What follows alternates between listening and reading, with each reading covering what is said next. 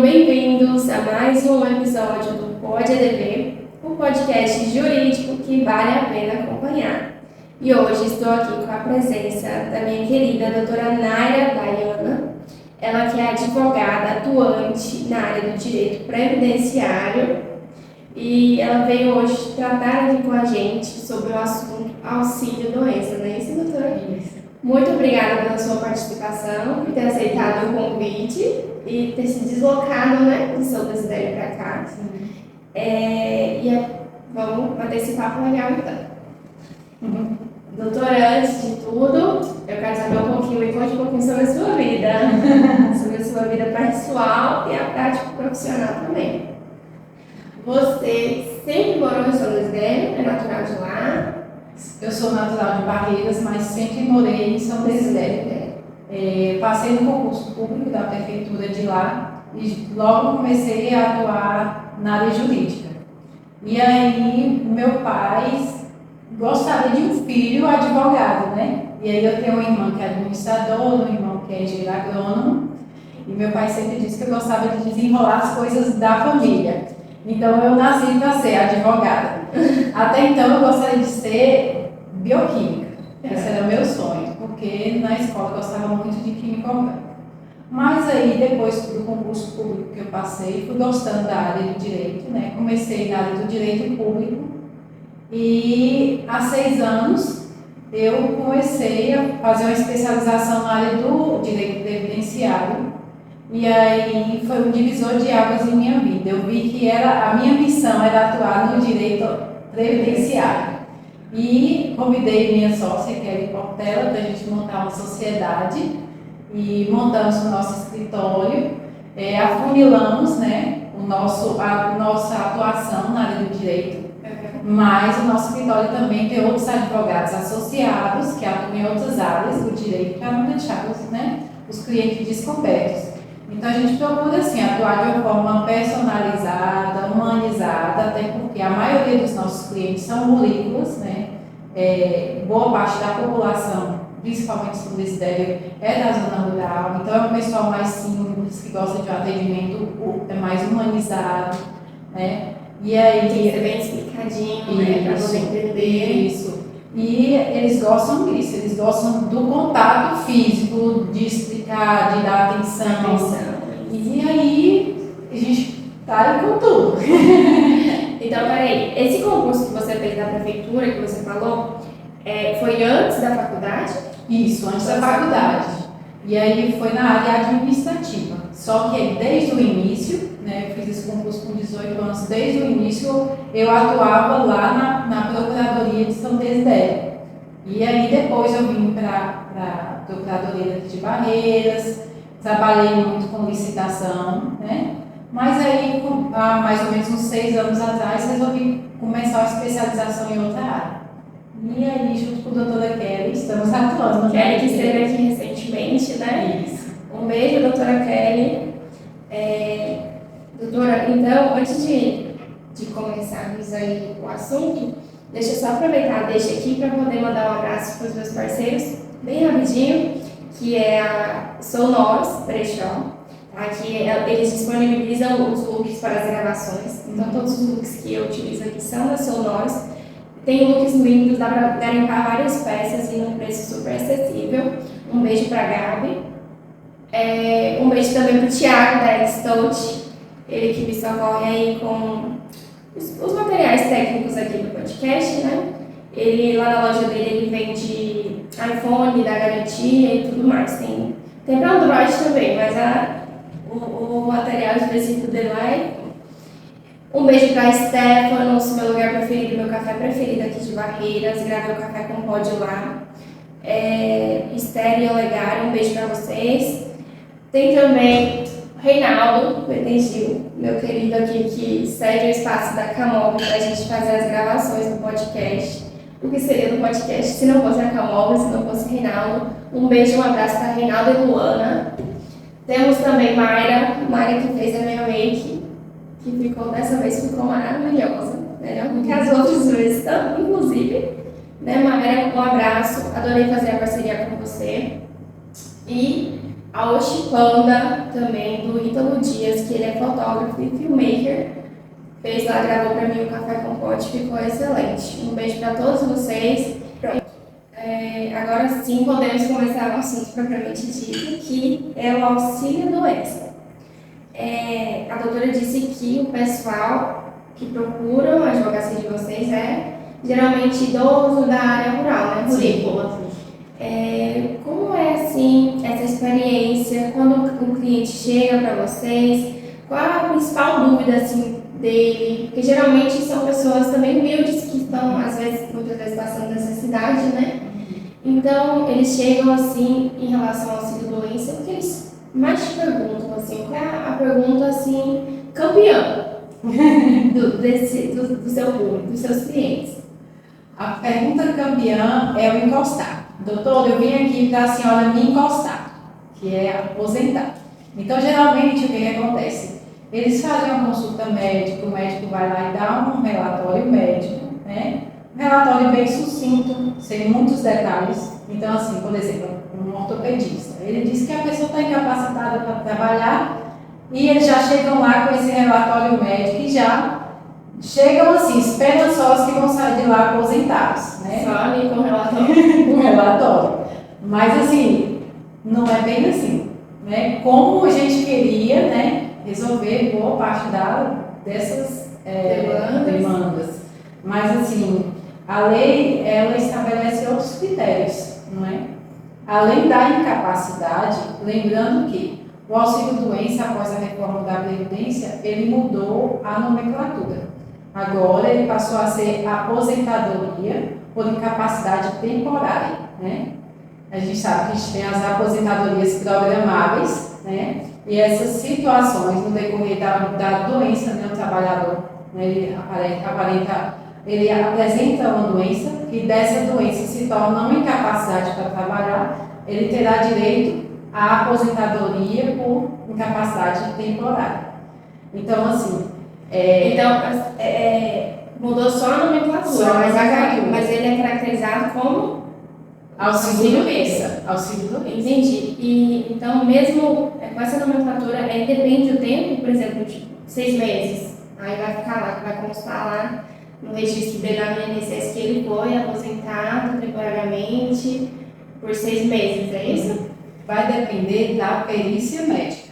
Então, além do critério da incapacidade, tem que ter a qualidade de segurado, ou seja, o segurado, o cliente, ele deverá contribuir para o INSS de acordo com um determinado período previsto em lei. Então, a regra geral para o auxílio-doença são 12 meses, né?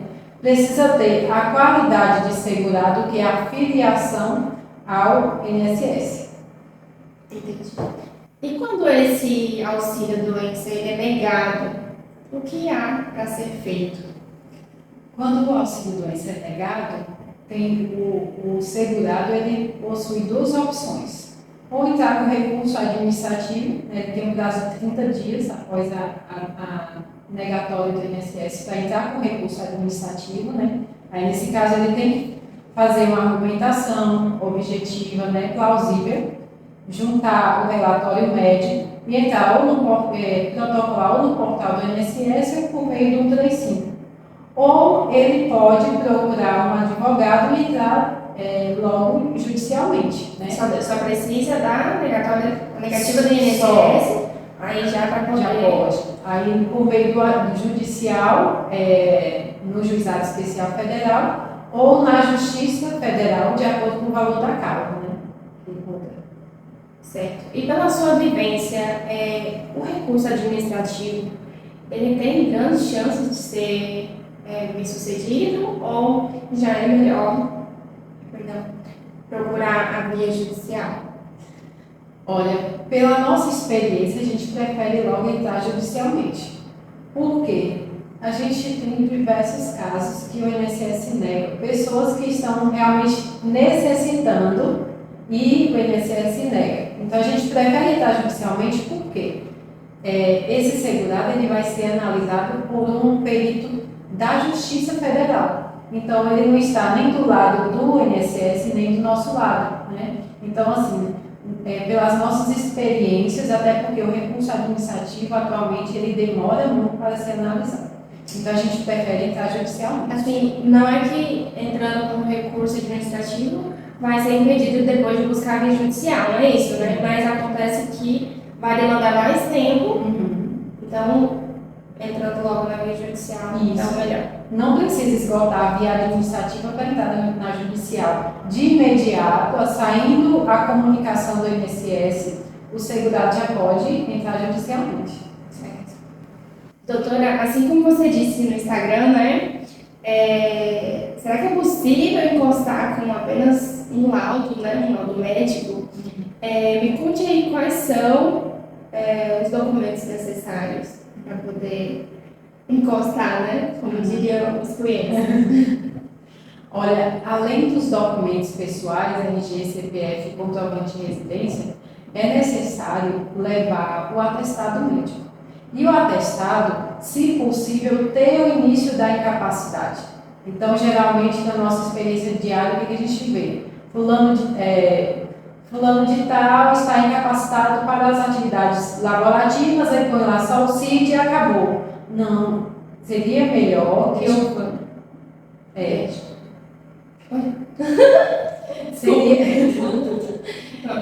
Seria melhor relatar um relatório médico desde quando o fulano de tal está incapacitado, por quanto tempo, qual o CID e por que ele está incapacitado. Porque, na verdade, de acordo com a doença, muitas vezes você não está incapacitado para o seu trabalho. Vamos supor, boa parte de nós, eu tenho problema na coluna, você tem problema na coluna. Mas se a gente trabalha sentado por 4 horas ou 6 horas, isso não quer dizer que você está incapacitado para o trabalho. Você está? Não. A gente sente uma dorzinha aqui, uma dorzinha ali, mas a gente trabalha normalmente. Mas e aí o segurado que trabalha lá na roça, e tudo na roça, pega tudo, foice, enxada, tudo é peso, demanda peso, ele está incapacitado para o trabalho? Ele está, né? Então, assim, é necessário demonstrar no relatório médico todas essas especificidades. Mas então seria necessário que o cliente procurasse uma orientação jurídica antes de entrar com o pedido na via administrativa? Sim. Porque eu acho que o cliente não teria essa noção, conceituosa, inclusive, de chegar lá e pedir para que o médico coloque uma data, não é? Do início da incapacidade. Então, eu acho que seria o ideal procurar a orientação jurídica antes de entrar na via administrativa, né? Sim. A advocacia de vocês, ela atua nesse sentido também, de fazer a parte administrativa, consultiva, toda a parte de prevenção a gente faz. Até porque, assim, ao meu ver, não basta ter o relatório médico. Além do relatório médico, a gente precisa que esse segurado ele tenha o acompanhamento médico. Então, assim, se o médico fala que ele precisa fazer fisioterapia, faz fisioterapia. Se ele precisa fazer uma cirurgia, faz a cirurgia. Se ele precisa fazer procedimentos, faz o procedimento. E tudo isso peguem os documentos. Porque tem cliente que chega lá com relatório médico, pronto, eu estou feito na vida. Vou receber meu benefício o resto da vida. E não é. Porque, às vezes, o INSS ele requisita esse segurado para ver se mantém o benefício dele ou se suspende. Então, quando ele convoca esse segurado para ir para fazer uma nova perícia, ele precisa o quê? Ele precisa demonstrar que ele está tendo esse acompanhamento médico. Ele precisa levar mais relatórios atualizados, documentos, tomografia, ressonância. Ele precisa levar um arsenal de provas de que ele está realmente incapacitado. Certo. Então, o ideal é que fez qualquer procedimento, consulta, tenha ali um relatório, um atestado, tudo bonitinho, coloque na pastinha leve, né? Só receita médica, se o médico passou um remédio, se o remédio é de uso contínuo, guarda as receitas, guarda tudo, porque tudo aquilo ali vai ajudar no dia da perícia. Pode haver alguma revisão desse benefício por parte do órgão responsável, o INSS, no caso, ele pode solicitar essa revisão desse benefício? Sim, e é muito importante que no dia que o segurado for para a perícia médica, ele deixe todos os seus dados, né? Porque tem um portal do INSS, tem todos os dados, tem telefone, todos os dados cadastrais atualizados, porque a qualquer momento o INSS ele pode convocar esse segurado. Não seria para fazer uma nova perícia, não. É apenas como se fosse para averiguar se está tudo certo ainda com o recebimento de auxílio. Sim, e eles podem também convocar para nova perícia. Por isso que eu disse a importância de você ter a continuidade no acompanhamento médico. Isso. Não, por essa parte a gente já havia mencionado, né, da perícia. Então, no caso dessa revisão, seria, tipo assim, a qualquer momento pode chamar ele para apenas para conferir os dados, essas coisas. Até porque pode até mudar o benefício dele, né? Vamos supor que o seu João, ele receba auxílio-doença. Então, ele pode ser convocado para uma revisão do benefício e, a partir daquele momento, ele passar a receber o auxílio-acidente. Porque você sabe que o auxílio-acidente é um outro tipo de benefício que a pessoa pode retornar ao trabalho, né? É claro que ficaram sequelas, né? Ele não fica 100% funcional no seu trabalho, mas ele pode retornar ao trabalho. Então, ou seja, isso é um meio da revisão, né, do benefício. E nessa revisão, esse benefício pode correr o risco de ser cortado também? Sim. Se o perito do INSS atestar que ele tem condições de retornar ao trabalho, esse benefício ele pode ser cessado.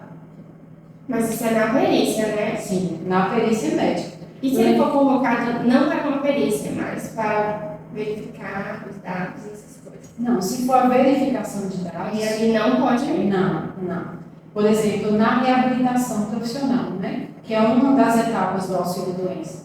Esse segurado ele poderá ser reabilitado, né? Tem um programa do INSS que ele passa por essa reabilitação profissional e ele pode ser alocado em outra função que ele possa desenvolver, né? Aí, nesse caso aí, ele pode ser convocado a qualquer momento para uma entrevista de emprego, para que seja cumprido algum requisito lá, né? Para que ele faça algum curso de qualificação, porque o INSS ele também dispõe de curso de qualificação, né? Para que a pessoa ela se qualifique e possa também desempenhar outra função. Então, não é só para acessar, ele pode acessar o benefício, ele pode ser convocado para outras situações.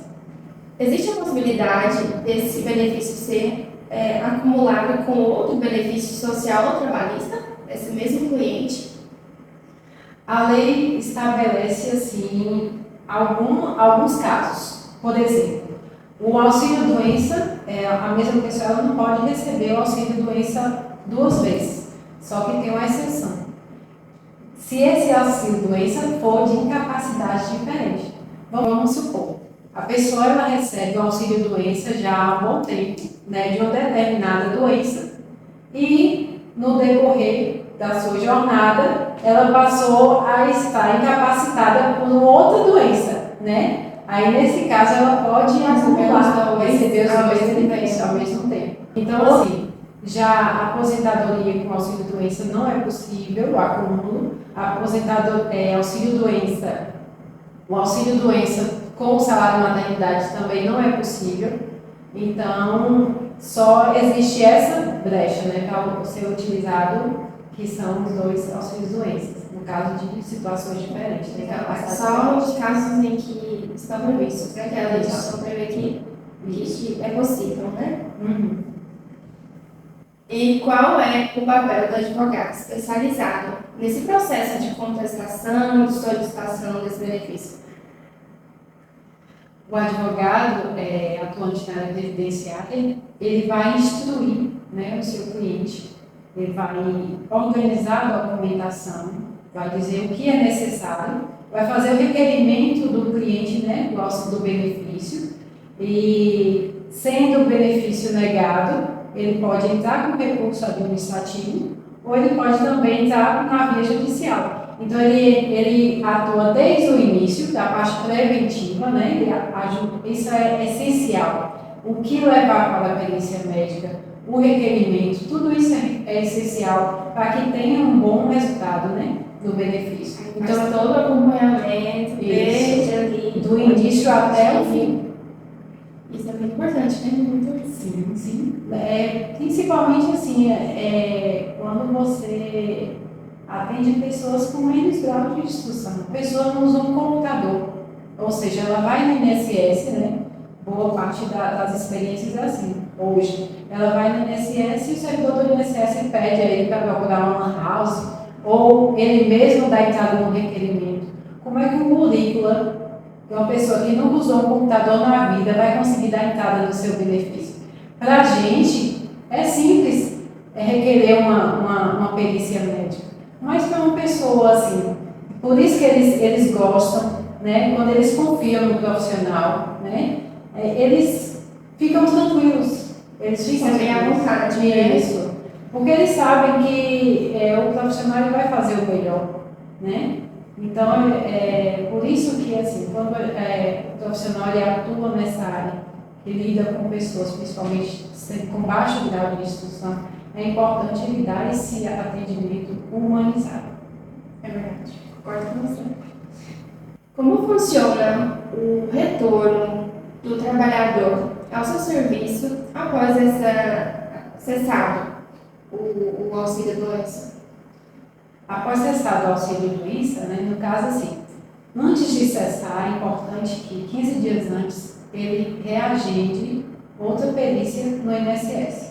A gente sabe que o INSS está um caos, né? As filas estão exorbitantes, né? A gente já está agendando perícia, para você ter uma ideia, para julho do ano que vem. Já tem cliente aguardando perícia para julho do ano que vem.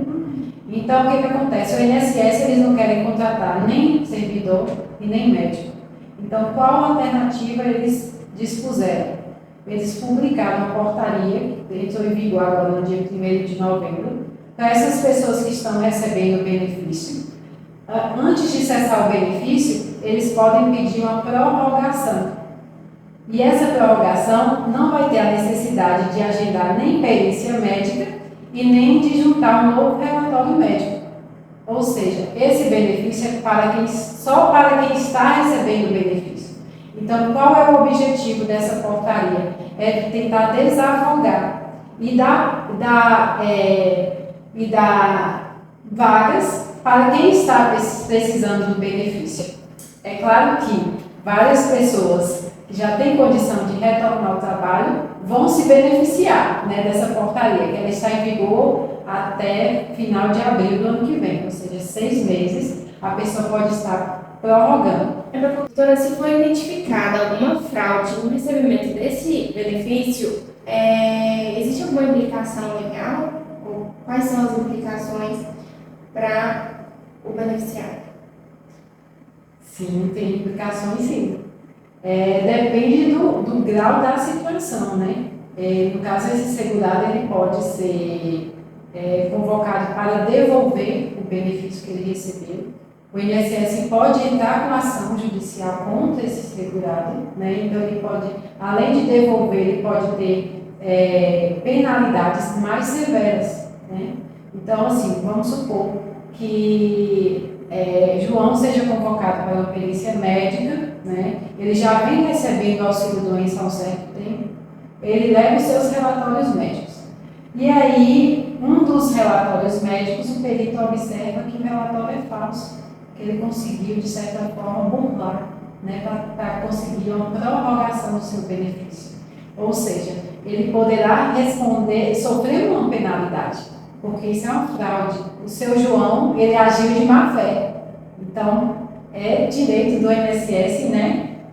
Reaver essa quantia que foi recebida. Sim, e de acordo com o grau da situação, aplicar sanções, né? Entendi. Acho válido falar isso também, porque existem pessoas e pessoas, né? Então, às vezes, a pessoa ali acostumada a receber um dinheiro do benefício, né? Fica acomodada, fala, gente, não quero perder esse dinheiro, vou ali fraudar algum documento para ver se eu consigo passar, né? Então, não é bem assim, vá com calma, que o negócio o bicho pega, né? E a gente sabe que, né, existe de tudo. Existe pessoa que o atestado médico está ali de uma quantidade de período e a pessoa consegue ir lá com a caneta, altera o período. Você falou assim, existe de tudo. Eu já me veio logo na cabeça uns casos mirabolantes. Uma vez eu fiquei sabendo de um caso que a mãe cortou o pé com machado do bebezinho, essa criança para receber o benefício. A que ponto, né, gente? Então, provavelmente essa mãe tinha, né, eu não acompanhei tudo até o final, problemas psicológicos, né? Por isso vai fazer isso com o filho. Com certeza. Só entendi. Mas, enfim, né? Doutora, então nós vamos encerrar o episódio por aqui, mas foi muito bom bater esse papo contigo, muito esclarecedor para várias pessoas da população, tanto idosos ou então os filhos dessas pessoas, os netos, né, que às vezes estão nas redes sociais, talvez eles assistem e falam, poxa, né, meu familiar tem direito ao auxílio-doença, deixa eu descobrir aqui quais são os documentos que ele precisa levar, ou então vamos buscar uma assessoria jurídica para a gente saber o que precisa, se a gente vai conseguir, se a gente precisa, enfim. É muito importante para atualizar, né, a população. Então, mais uma vez eu agradeço a sua participação, tá? Desejo sucesso aí nessa advocacia. E que deixe o convite sempre aberto para que, surgindo novas temáticas, que vocês venham para poder conversar mais com a gente. Eu agradeço pelo convite, embora, né, as pessoas que são convidadas aqui são advogados. Parabenizo também você pela iniciativa, né? Na verdade, você foi pioneira aqui na região, na área jurídica. Embora os convidados são advogados, mas a sociedade é que se beneficia com esse podcast, porque assim, por ser um podcast de uma forma descontraída, a gente consegue de forma informal, sem o juridiquês, passar muita informação para as pessoas. E isso é muito importante. E a intenção é essa, manter todo mundo atualizado aí dentro do direito. Muito obrigada. Para mais episódios como este, inscreva-se em nosso canal e ative as notificações.